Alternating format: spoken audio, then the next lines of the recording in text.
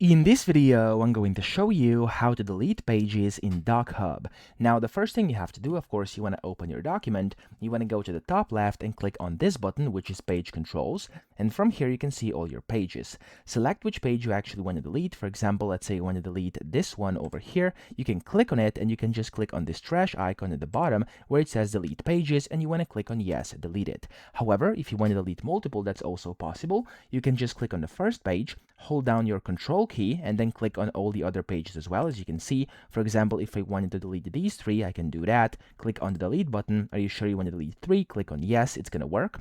Or if you want to delete a page range, that's also possible. So just click on the first page, for example, and let's say you want to delete pages from 1 to 4.